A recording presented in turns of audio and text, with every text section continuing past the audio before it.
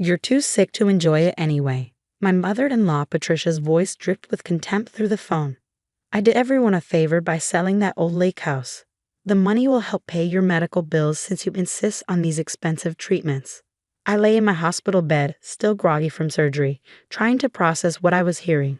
The lake house, my grandfather's pride and joy, my childhood sanctuary, my inheritance, sold without my knowledge or consent while I was under anesthesia. My name is Olivia Parker, and at 34, I was battling a rare heart condition that required specialized surgery. The lake house was my safe haven, the place where I recovered between treatments, finding peace in the sound of gentle waves and morning mist over the water. My grandfather had left it to me in his will, knowing how much the place meant to me.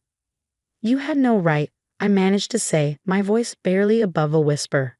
That property was mine. Patricia's laugh was sharp and dismissive. Oh, please, you can barely take care of yourself.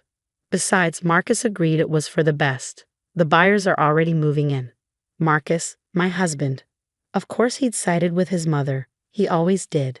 I ended the call, letting my phone drop onto the sterile hospital sheets. Tears threatened, but I blinked them back. I wouldn't give Patricia the satisfaction, even if she couldn't see me. A soft knock at the door interrupted my thoughts. Mrs. Parker. A woman in a crisp business suit entered, holding a leather portfolio. I'm Amanda Torres from Lakeview Realty. I hope I'm not interrupting, but this couldn't wait. I gestured for her to come in, curious about her urgent expression. I'm here about the lake house sale, she began, taking a seat beside my bed. There seems to be a significant issue with the transaction. You mean besides the fact that I never agreed to sell it? I couldn't keep the bitterness from my voice. Amanda's professional demeanor shifted to one of concern. Wait, you're the owner, correct? According to county records, the property was inherited by Olivia Parker from Howard Matthews. Yes, that's me. My grandfather left it to me 5 years ago.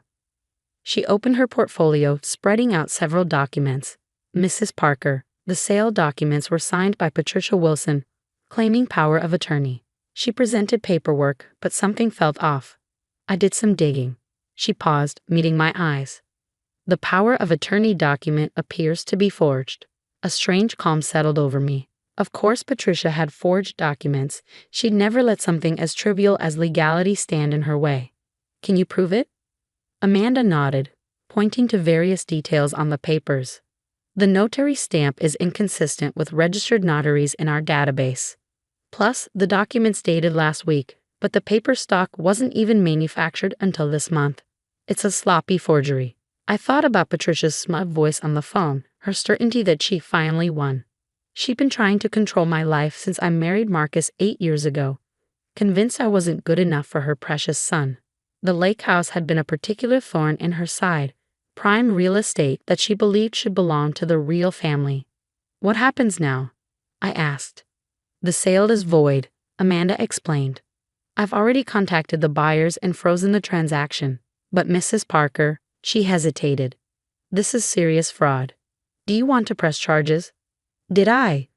Patricia had finally overplayed her hand, given me irrefutable proof of her manipulation.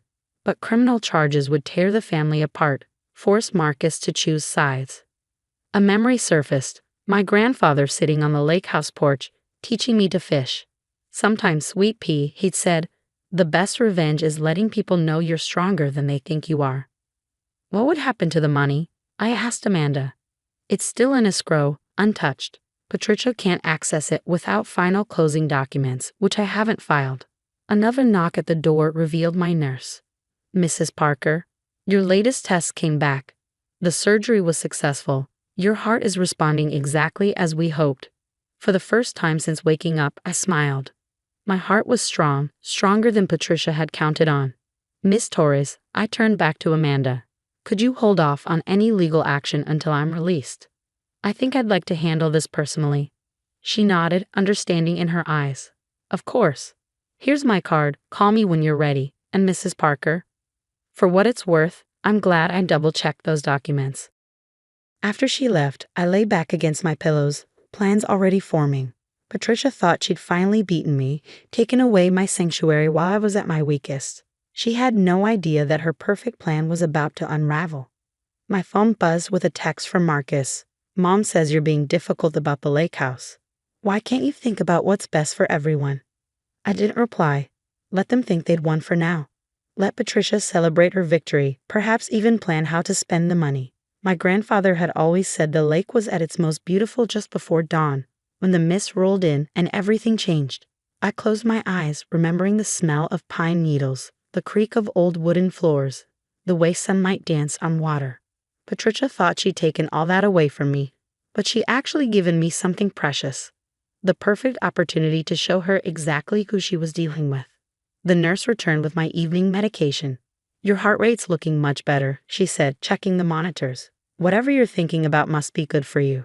I smiled, fingering Amanda's business card, just planning a little family reunion at the lake house. It's going to be unforgettable. 3 days after my surgery, I was discharged from a hospital. My recovery was progressing remarkably well, something Patricia attributed to the stress of that old lake house being lifted from your shoulders. She'd been calling daily, her voice dripping with fake concern, while subtly reminding me how incapable I was of managing property. I let her talk, let her believe her plan had succeeded.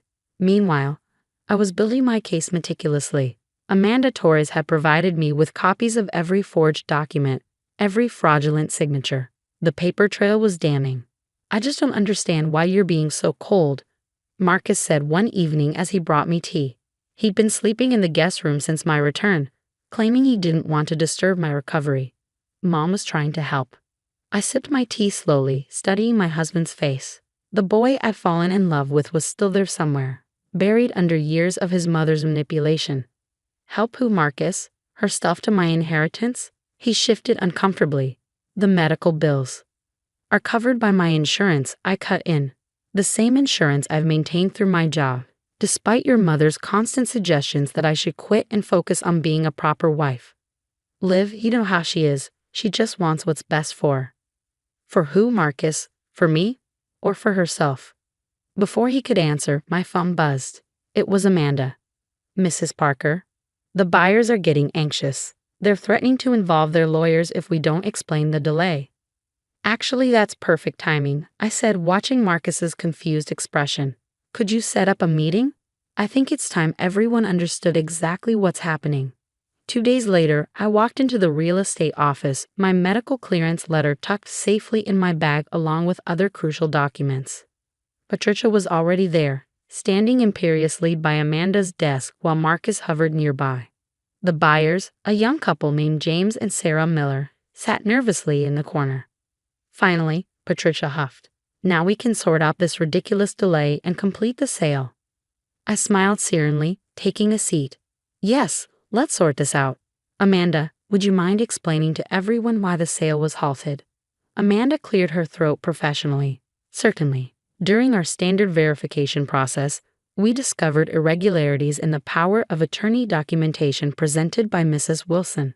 Specifically, evidence of forgery. The room went silent. Patricia's face flushed dark red. How dare you? I would never. The notary stamp is fake, I continued calmly. The paper stock is wrong, and the signature. I pulled out my grandfather's will. Doesn't match any of my legal documents. Would you like to explain that, Patricia? Marcus stepped forward. Mom? What is she talking about?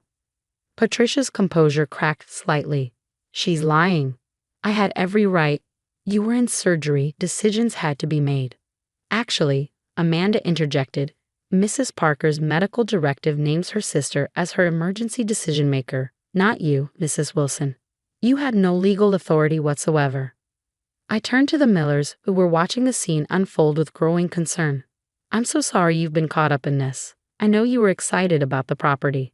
Sarah Miller nodded uncertainly. It's such a beautiful place. When we saw it, I know, I said softly. I grew up there. My grandfather taught me to swim in that lake, to fish off that dock. Every board in that house has a memory. This is ridiculous, Patricia burst out. You can't even take care of yourself, let alone a property. Marcus, tell her. But Marcus was staring at the forged documents on Amanda's desk, recognition dawning in his eyes. Mom, this is your handwriting. Patricia faltered for the first time. I was trying to protect you. She's been holding you back, keeping that prime property all to herself when we could have. When you could have what? I interrupted. Sold it, profited from my inheritance, created some investment opportunity for Marcus that would keep him dependent on you. I did it for him, Patricia shouted. Everything I do is for my son. No, Marcus said quietly. You did it for yourself. You always do. The silence that followed was deafening. Patricia looked from Marcus to me, her carefully constructed world crumbling around her. Here's what's going to happen, I said, my voice steady. The sale is void. It was never legal to begin with. The Millers will get their earnest money back, with my sincere apologies for the confusion. And then, Patricia sneered, trying to regain control. Then you have a choice, I replied. You can either face charges for fraud and forgery, or you can sign this. I pulled out a document my lawyer had prepared. It's a formal acknowledgement of your actions and a legally binding agreement to never interfere with my property or medical decisions again. You wouldn't dare press charges, she scoffed. You never do that to Marcus. I met my husband's eyes. For the first time in years, he was really seeing me and his mother. Actually, he said, I think she would, and she should. Patricia's face crumpled. Marcus, sign the papers, Mom, or I'll drive her to the police station myself. With trembling hands and wounded dignity, Patricia signed the agreement. Amanda notarized it, properly this time, and made copies for everyone. As we left the office, Marcus touched my arm gently. I'm sorry, he whispered. I should have seen it sooner. I looked at him, seeing glimmers of the man I'd married emerging from his mother's shadow. Yes, you should have. We have a lot to talk about.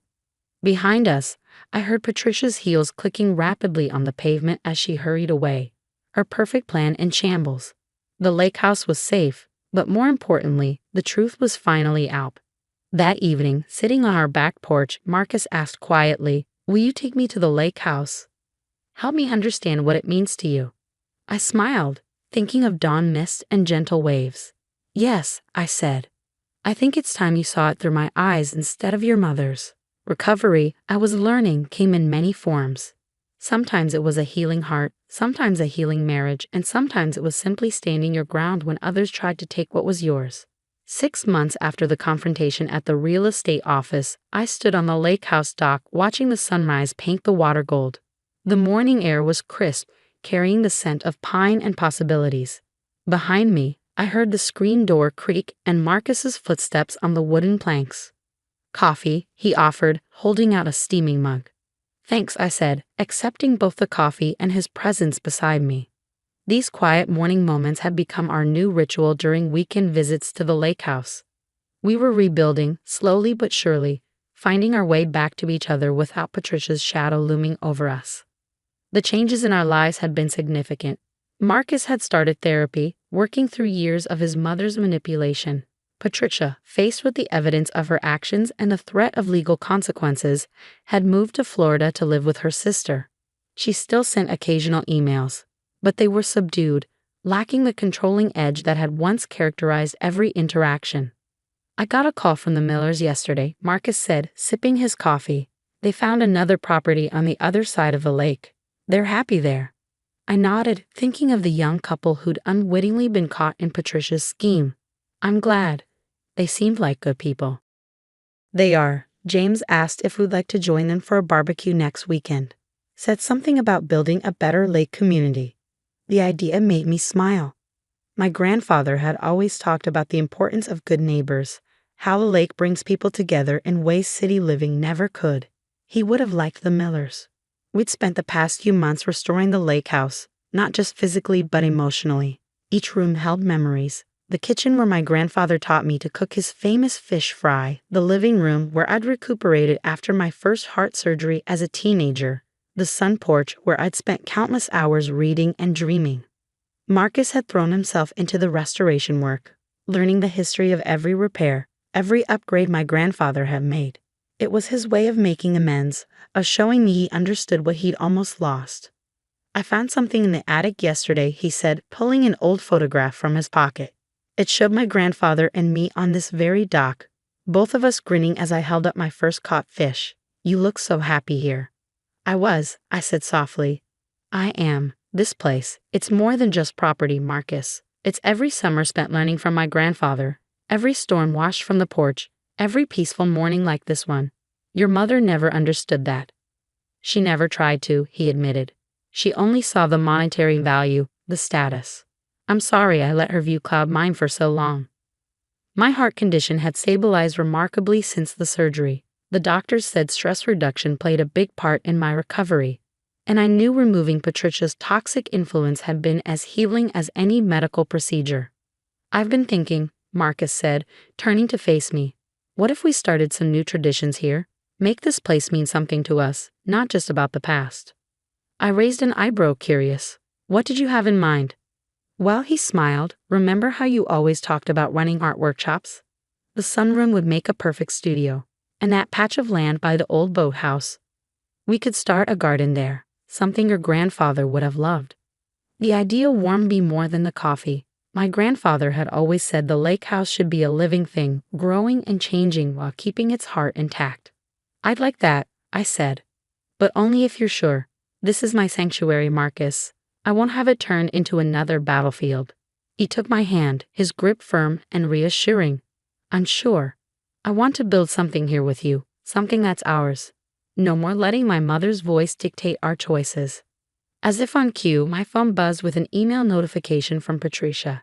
I glanced at it briefly, another thinly veiled attempt to assert control, suggesting we sell that old place and invest in Florida property near her. Delete. You know what I learned from all this? I said, turning back to the sunrise. Sometimes the strongest thing you can do is simply hold your ground. Not with anger or revenge, but with quiet certainty in what you know is right. Marcus squeezed my hand. You've always been the strong one. I just didn't see it before. A fish jumped in the distance, creating ripples that spread across the golden water. Like those ripples, the effects of standing our ground had spread through every aspect of our lives. Our marriage was stronger, clearer. My health was better than it had been in years. And the lake house, my grandfather's legacy, remained a sanctuary, not just of the past now, but of our future too. Come on, I said, tugging Marcus toward the house. Let's make breakfast. I think it's time I taught you my grandfather's secret pancake recipe. As we walked back along the dock, I sent a silent thank you to my grandfather. He left me more than just a house by the lake. He'd given me a place to find my strength, to heal, to grow. And now finally, it was helping heal my marriage too. The morning mist was lifting, revealing a clear, bright day ahead. Just the kind of day for new beginnings.